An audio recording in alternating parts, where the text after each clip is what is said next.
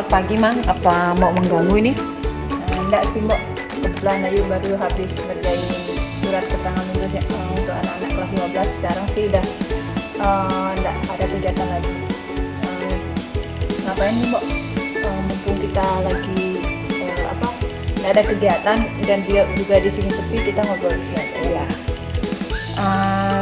Mau menemui Ayu karena ingin sharing sedikit permasalahan yang mau hadapi. Oke. Terus apa sih yang ingin Mbok capai dari tujuan Mbok mencari Ayu? Apa tujuan pembicaraan kita kali ini? Tujuan Mbok ini ingin menenangkan pikiran Mbok dari permasalahan yang sedang Mbok alami. Terus apa hasil yang ingin Mbok capai dari diskusi kita kali ini Mbok? Oke, Mbok ingin mencari solusi terbaik dari permasalahan yang Mbok hadapi, terutama dari permasalahan situasi belajar daring yang sedang Mbok alami, di mana banyak siswa yang belum menyelesaikan tugasnya. Oke, coba ceritakan terlebih dahulu Mbok, bagaimana perasaan Mbok sekarang, pikiran Mbok sekarang. Coba Mbok bisa ceritakan secara pelan-pelan. Oke, yang Mbok alami sekarang ya cemas dan tidak tenang. Kenapa Mbok merasa cemas dan tidak tenang? Seperti Mang tahu, akhir semester sudah semakin dekat, Mang. Oh gitu. Gimana keadaan anak-anak Mbok atau murid Mbok di akhir semester ini? Nah, itu yang menjadi permasalahan akhir semester, banyak yang belum terselesaikan masalah tugas-tugas siswa. Jadi nilainya masih banyak yang bolong-bolong. Banyak yang belum mengumpulkan tugas? Banyak, lumayan. Dari satu kelas itu hampir setengahnya ada yang belum. Terus selama pembelajaran daring, pernah nggak Mbok melakukan pembelajaran melalui tatap maya? Kalau pembelajaran daring yang mau laksanakan hampir setiap minggu tatap maya dengan siswa, kemudian memberikan PowerPoint dan materi dan tugas. Oke, banyak yang siswanya ikut tatap maya atau pembelajaran secara tatap maya. Pada awal-awal semester hampir semua ikut disiplin, ikut tatap maya, kemudian mengikuti diskusi juga dengan baik. Pada awal-awalnya, nah sekarang ini dah akhir-akhir semester, ketika nilai sudah harus terkumpul, ketidakhadirannya semakin tinggi, kemudian banyak nilai yang tidak terselesaikan tugas-tugasnya terutama. Coba sekarang Mbok ceritakan bagaimana cara Mbok mengajar selama ini, materi apa yang Mbok berikan, kemudian tugas-tugasnya bagaimana? Kalau mengajar Mbok, kalau tatap muka, walaupun tidak tatap muka tetap Mbok pertama kali adalah memberikan materi melalui PowerPoint, melalui video. Setelah itu diskusi masalah materi, kemudian baru memberikan tugas. Terus bagaimana respon mereka terhadap cara mengajar Mbok? Respon mereka pada awalnya bagus karena hampir semua mengikuti. Kemudian tugas juga dikerjakan pada awalnya, tapi sekarang ini yang menjadi kendala ketika akhir semester banyak yang tidak mengumpulkan tugas. Nah, ketika Mbok sadar banyak siswa Mbok yang tidak mengumpulkan tugas, apa yang sudah Mbok lakukan selama ini? Ketika siswa tidak mengumpulkan tugas, ya Mbok menginformasikan ke grup-grup siswa nama-nama yang belum mengumpulkan tugas. Terus bagaimana respon mereka? Mau ndak yang belum mengumpulkan tugas itu menyusul akhirnya mengumpulkan tugas? Setelah Mbok umumkan, akhirnya ada yang mengumpul tugas, tapi ada juga yang tidak sama sekali merespon. Oh gitu. Itu yang menjadi pemikiran Mbok sekarang.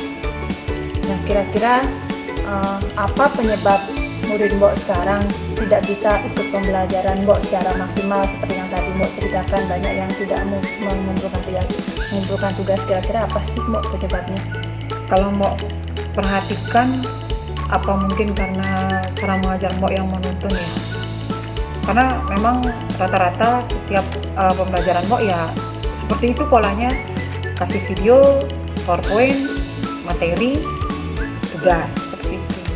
Nah, menurut Mbok sekarang cara mengajar Mbok bagaimana? Apakah sudah maksimal, sudah baik atau belum? Kalau dilihat sekarang dari hasil yang Mbok capai kayaknya belum maksimal. Buktinya banyak anak-anak yang tidak bisa menyelesaikan tugasnya dan banyak yang tidak hadir pada saat tatap mainnya. Oh gitu. Nah dari tadi yang sudah Mbok ceritakan dari awal sampai tadi bilang anak-anak Mbok banyak yang tidak mau pernah tugas seperti itu, kemudian cara Mbok mengajar selama ini demikian. Nah kira-kira apa nih langkah yang bisa Mbok ambil untuk menyelesaikan permasalahan tadi? Langkah Mbok untuk yang jadi pemikiran Mbok sekarang adalah mengatasi kejenuhan siswa. Apa mungkin Mbok harus mengubah cara mengajar Mbok ya? Mengapa Mbok berpikir ingin mengubah cara mengajar Mbok? Karena Mbok ingin semangat mereka kembali untuk belajar, kemudian menyelesaikan tugas-tugasnya dengan tepat waktu. Mungkin itu yang harus Mbok segera ambil karena ini sudah menjelang akhir semester. Terus apa yang bisa Mbok lakukan dengan tadi Mbok ingin mengubah cara mengajar Mbok? Apa yang bisa Mbok lakukan? Apa langkah-langkah yang akan Mbok lakukan? Pertama kali kalau ingin mengubah cara mengajar ya Mbok harus tahu dulu apa kebutuhan siswa atau bagaimana keinginan mereka ya. Bagus Mbok, ayo seperti itu. Nah kira-kira bagaimana cara Mbok mengubah pola mengajar Mbok agar sesuai dengan minat mereka? Yang Mbok lakukan tadi kan Mbok bilang harus mengetahui ini ya, kebutuhan belajar, keinginan mereka. Gimana cara Mbok mengetahui kebutuhan belajar mereka? Mengetahui itu Mbok akan memberikan ini ya, pertanyaan kepada mereka melalui kuesioner atau angket ya. Kalaupun tidak bisa bertemu secara luring tatap muka langsung, mungkin bisa Mbok buatkan Google Form ya dengan pertanyaan-pertanyaan yang bisa Mbok menggali keinginan mereka mau belajar seperti apa. Oke, bagus Mbok, seperti itu. Jadi anak-anak sekarang itu berbeda dengan anak-anak zaman dulu karena sekarang zamannya sudah sangat canggih kan. Jadi kadang-kadang mereka merasa jenuh, kemudian ingin model pembelajaran yang berbeda mungkin. Jadi Mbok sudah bagus sekali ingin memetakan terlebih dahulu apa kebutuhan belajar mereka. Nah, menurut Mbok bagaimana cara memetakan kebutuhan belajar siswa Mbok nantinya agar sesuai dengan keinginan mereka? Dari data yang Mbok peroleh atau dari kuesioner dan angket, Mbok harus bisa memilih suara terbanyak, artinya paling banyak siswa itu mintanya apa, cara mengajarnya seperti apa. Apa tidak harus berganti monoton yang memberikan PowerPoint, apa bisa diubah dengan misalnya memberikan games misalnya ya, atau diskusi secara kelompok tapi melalui daring mungkin itu salah satu. Pokoknya yang tadi Mbok sebutkan itu sudah sangat bagus sekali. Coba Mbok lakukan itu seperti itu. Terus apa lagi yang bisa Mbok lakukan? Setelah Mbok mencari mengetahui keinginan anak-anak ya, Mbok harus mengubah sesuai dengan permintaan mereka, menyesuaikan lah gaya mengajar Mbok dengan kebutuhan mereka. Bagus sekali. Oke, tadi Mbok sudah memutuskan Mbok akan mengubah cara mengajar Mbok kan? Terus kira-kira ada enggak orang lain yang bisa membantu mewujudkan rencana yang akan Mbok lakukan? Ada, yaitu guru BK dan wali terutama ya, karena wali itu kan yang tahu anak-anak. Jadi terutama Mbok mengejar dulu yang mereka yang belum menyelesaikan tugas dan tuntutan yang lain. Kemudian dari BK mau mencari data siswa, data pribadi, kira-kira dari backgroundnya, sehingga Mbok bisa tahu bagaimana secara umum keseluruhan background anak-anak ini. Jadi Mbok bisa mencari jalan terbaik untuk mereka belajar selama daring. Bagus Mbok, jadi mudah-mudahan dengan Mbok mengubah cara mengajar Mbok, kemudian merubah model belajar sesuai dengan keinginan minat mereka, anak-anak bisa lebih antusias ikut pelajaran Mbok ya.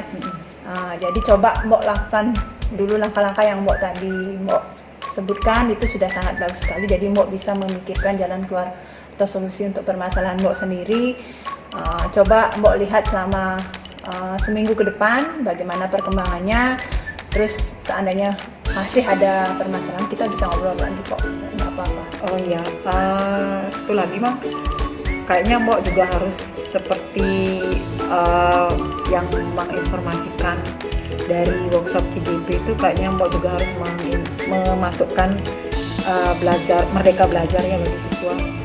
Karena ada siswa yang Mbok minta buat video, tapi dia mengumpulkan bentuk video, tapi dengan menceritakan dengan gambar dia Mak.